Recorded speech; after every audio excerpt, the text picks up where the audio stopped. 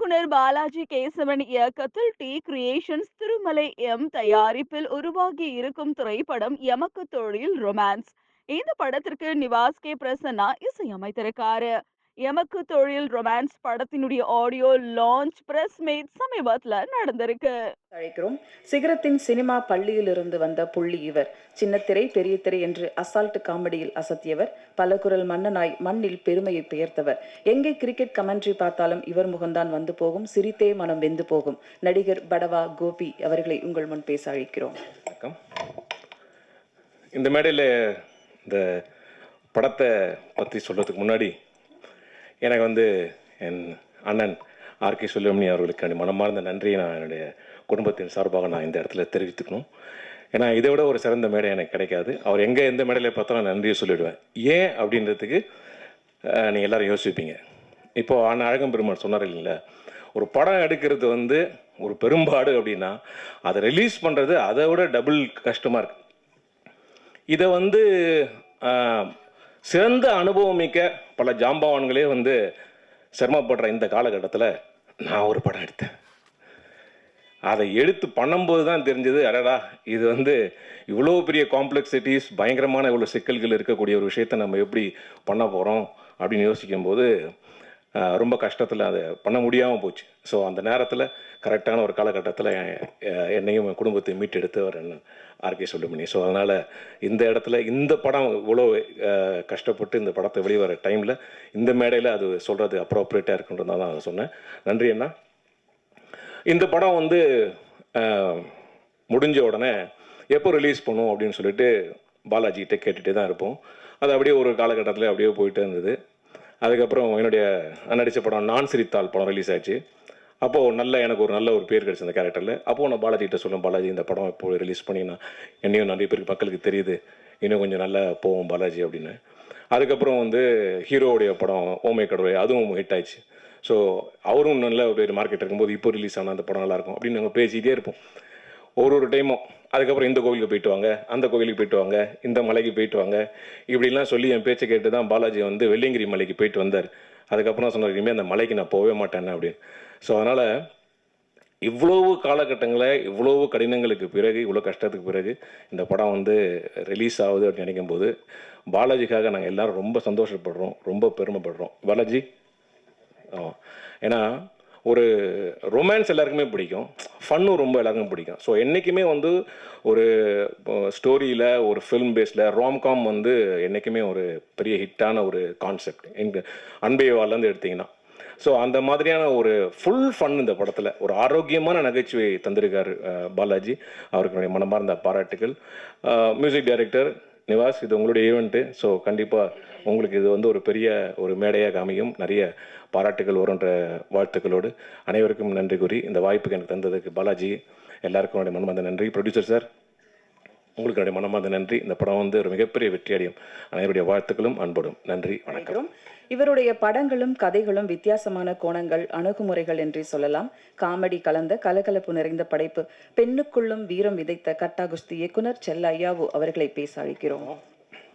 Director பாலாஜியும் நானும் assistant டைரக்டராக work பண்ண காலகட்டத்திலேருந்து ஃப்ரெண்ட்ஸு. பாலாஜி சினிமாவை ரொம்ப நேசிக்கிறவர், ரொம்ப நேர்மையான மனிதர். அவரோட நேர்மையே அவருக்கு நிறைய சமயங்களில் இடையூறாக அமைஞ்சிருக்கு. ஆக்சுவலாக இந்த படம் சில காரணங்களால் டிலே ஆகும்போது நான் அவர்கிட்ட சொல்லியிருக்கேன், அந்த படம் வரும்போது வரட்டும், நீங்கள் அடுத்த படத்துக்கான வேலைகளை ஆரம்பிங்க அப்படின்னு. ஆனால் அவர் இல்லை, இந்த படம் முதல் படம் ஆரம்பிச்சிட்டோம், அதை முடிச்சுட்டு நல்லபடியாக வெளியிட்டுட்டு அதுக்கப்புறம் தான் அடுத்த படத்துக்கான வேலைகளை ஆரம்பிக்கணும் அப்படின்றதுல ரொம்ப தீர்க்கமாக இருந்தார். அவரோட உழைப்புக்கும் அவரோட காத்திருப்புக்கும் கண்டிப்பாக பெரிய பலன் கிடைக்கும். இந்த படம் பெரிய வெற்றி அடையும். அவருக்கு என்னோட வாழ்த்துக்கள், டீமுக்கும் என்னோட வாழ்த்துக்கள். நன்றி. மலை போல் வாழ்க்கை வாழ்பவன் மண்ணில் வரலாறாய் நிற்பான் என்பது போல் கண்ணீர்க்குள்ளும் பெண்ணீர்க்குள்ளும் காதல் கவிதை சொன்ன இயக்குனர் எழில் அவர்களை பேச அழைக்கிறோம். இந்த படம் திருமலையோட எத்தனாவது படம் தெரியல, ப்ரொடியூசராக அவர் பட்ட கஷ்டங்கள் எனக்கு நேரம் நல்லா தெரியும். எனக்கு ஒரு அற்புதமான ஒரு மனிதர் திருமலை.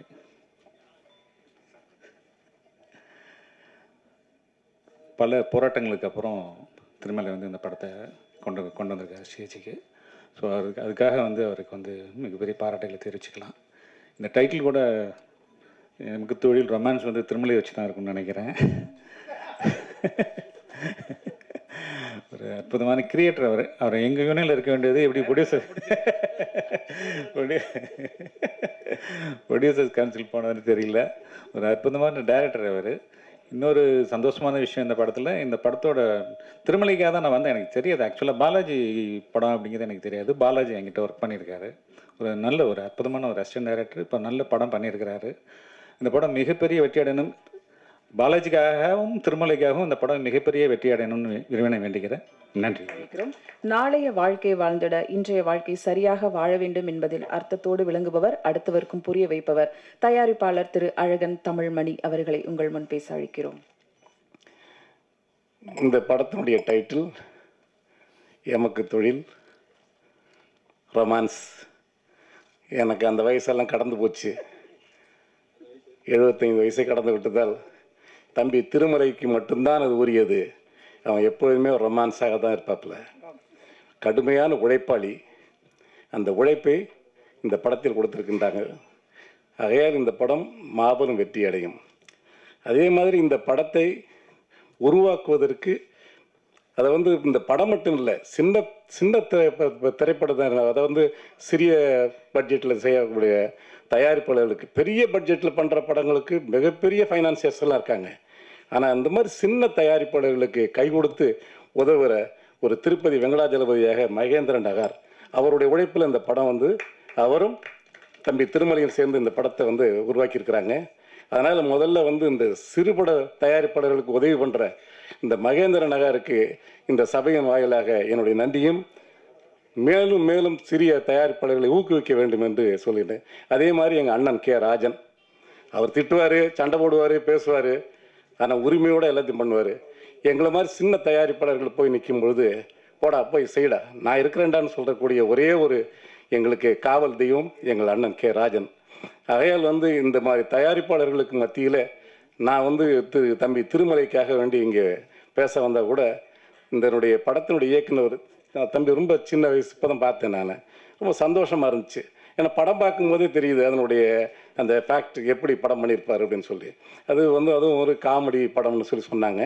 அதனால் முழு படத்தையும் எங்களுக்கு பார்க்குறதுக்குரிய வாய்ப்பு வெகு விரைவில் கிடைக்கும் என்று நினைக்கிறேன். இந்த படம் மாபெரும் வெற்றியடைய என்னுடைய சிறந்தாழ்ந்த வாழ்த்துக்களை தெரிவித்துக் கொள்கின்றேன். நன்றி, வணக்கம்.